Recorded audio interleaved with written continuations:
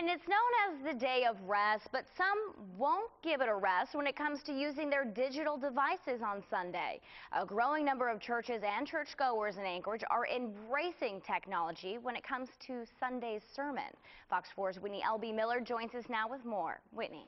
That's right, Megan. A recent Gallup poll revealed 43% of Americans, including Alaskans, attend church regularly. The poll reports a majority of those attending are above the age of 60, but many churches are tapping into technology to try and appeal to multiple generations of potential churchgoers. We had a chance to visit a few churches converting to a new way of worship. I said, now, Lord, I've done the best I can to prepare. Now I'm trusting you to think through my mind and to speak through my lips.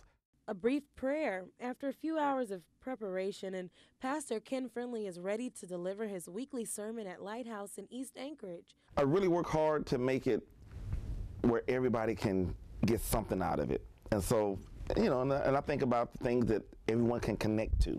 Pastor Friendly uses the latest technology to connect with his congregation.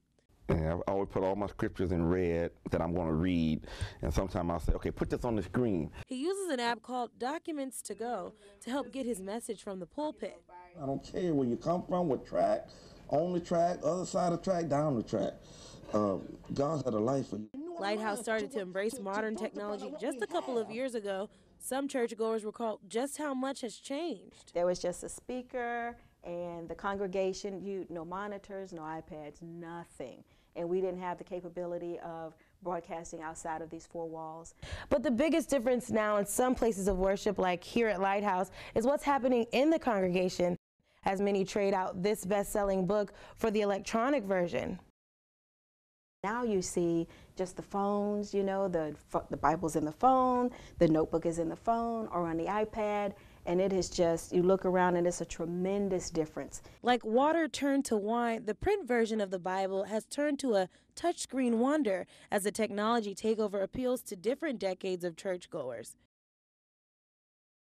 We're in a unique position in that we have 4 different generations that we're called to reach out to. And that, each of those generations has a different way of communicating. In our generation, it's easier for us to communicate through technology. We're in a texting generation and a computer generation. And even though it's the holy word at their fingertips, the temptation of distraction is not the easiest to avoid.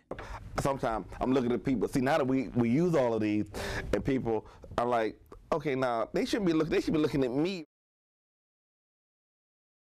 While thou shalt not be distracted by technology isn't quite the 11th commandment, it's still too tempting to resist the powers of the electronic age and what it can do to connect the entire congregation. Many military members and their families attend service at Lighthouse, which is why the church says it hopes in the near future it can live stream services so those members serving overseas will be able to easily continue to be part of the congregation. And tune in again tomorrow night as we explain how some places of worship have adapted new ways of accepting your tithes and offerings. Megan. All right, thank you, Whitney. Great story. That's Whitney reporting for us tonight. Folks, welcome to Best Buy. How are you doing today? Good. How can we help you? For this guy, it's a very busy day, and as Alaskans say, it's dividend day. We have some really good deals right behind you here too, okay? You would think it was a holiday, and with an extra $878 from Alaska's Permanent Fund added to your pocket, you just might lose your mind in the store. You can get a number of things from our stores for $878. You can get tablets, you can get iPads, you can get high-end headphones, you can get 250-inch TVs for $878. Just about anything in our store. You could fill a basket out. So these sound pretty good. The people here at Best Buy say they can't even keep Beats by Dre on the shelf.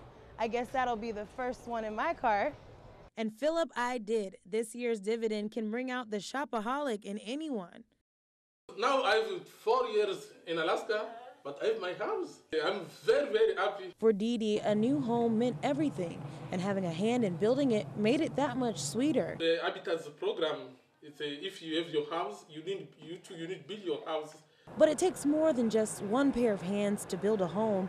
The Coast Guard has been volunteering all month long to make homes like Dee Dee's a reality. You know, it started out and a couple of our petty officers took it and ran with it and started asking for volunteers. Once a week, they send unit members to help build.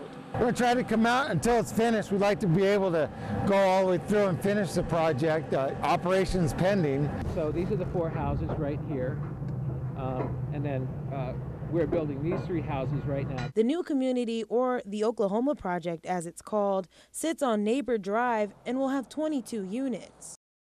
Since the 1950s, Sunrise Bakery has been a staple in the community, known for its Hostess sweets and Wonder Bread. But after today, it is no more. Well, with the economy the way it is, no, it's not a shock. The economy's bad. The company says 95 Anchorage Hostess employees are set to lose their jobs.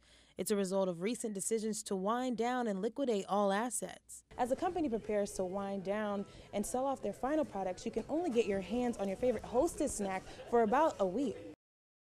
Okay, cool. I'm gonna try these on.